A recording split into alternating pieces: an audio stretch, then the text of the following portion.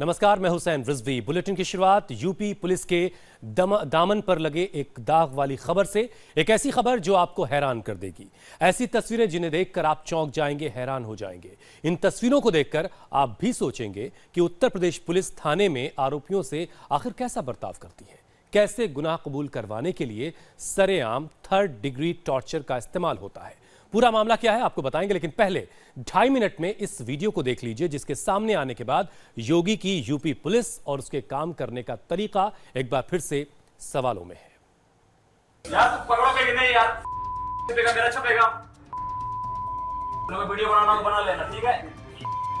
तो ऐसे ही मारता है। पहले पता कहाँ ले गए थे? सर आप जो पूछे मत ना बता, जितनी देरी करेगा मैं तोड़ूंगा। एक थाना है, कोतवाल है और सामने खंभे के पास एक आरोपी। फिर क्या था? दारोगा साहब को गुस्सा आया, कमर से सच बोल पट्टा निकाला और फिर दे दनादन।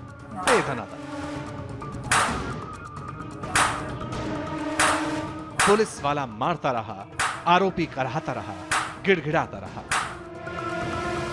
पहले पता कहाँ ले गए थे? सर आप जो पूछे मत ना बता, जितनी देरी करेगा मैं तोड़ूंगा। नहीं कहाँ है लड़की? लड़की कहाँ है? लड़की को लेके आओ।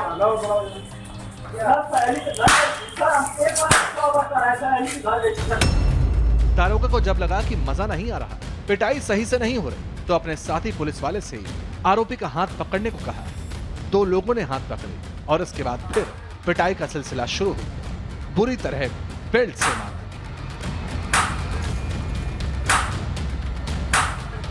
और तो थाने के अंदर पिटाई का वीडियो बनाया जा रहा था, लेकिन दारोगा जी को जरा भी चिंता नहीं थी।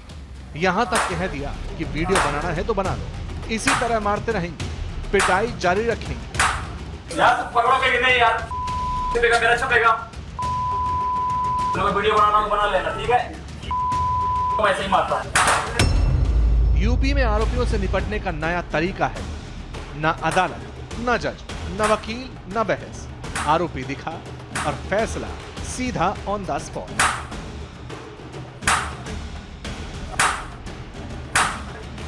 जानवरों से भी बदतर सलूक इंसान के साथ कैसे हो रहा है, उसकी जीती जागती तस्वीरें हैं। डंडे और गोली की नोक पर लॉ एंड ऑर्डर कायम करने वाली यूपी पुलिस का बर्बर चेहरा है। यार पकड़ोगे कि नहीं यार? छपेगा मेरा छपेगा। वीडियो बनाना बना लेना, ठीक है? तो ऐसे ही मारता है। पहले पता कहाँ ले गए थे? सर आप जो पूछे मत ना बता, जितनी देरी करेगा मैं तोड़ूंगा। इस पुलिस वाले ने एक बार नहीं सोचा कि एक आरोपी को मुजरिम करार देना अदालत का काम है, उसका नहीं। लेकिन दारोगा को अपना रुतबा दिखाना था, वर्दी का रौब झाड़ना था, इसलिए बेरहमी से पीटना शुरू कर दिया।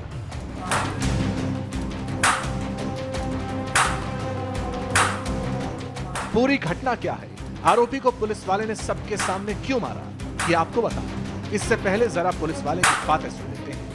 बीच बीच में मारते हुए पुलिस वाला कुछ बोल रहा है, आरोपी से एक लड़की के बारे में सवाल जवाब कर रहा है। लड़की को लेके आओ।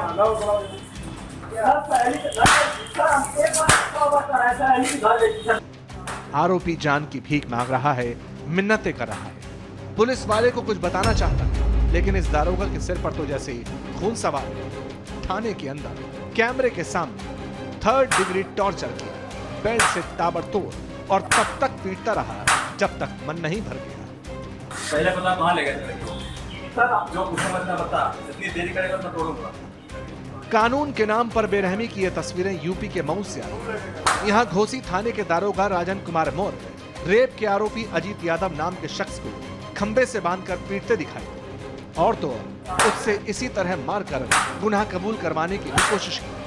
दरअसल अजीत पर इल्जाम है कि उसने अपने ही मोहल्ले में पढ़ने वाली एक लड़की को किडनैप किया और फिर उसके साथ रेप किया।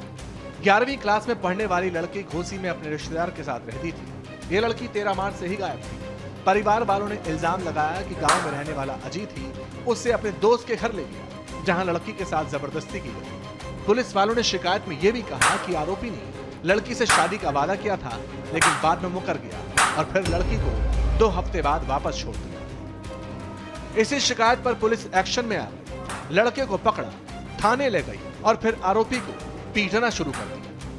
लेकिन इस पिटाई का वीडियो जब वायरल हुआ तो पुलिस अफसरों पर दबाव बढ़ा। दारोगा राजन मौर्य के खिलाफ कार्रवाई की बात कही। हाँ, ये वायरल हुआ है वीडियो और हमने भी अभी देखा इसको।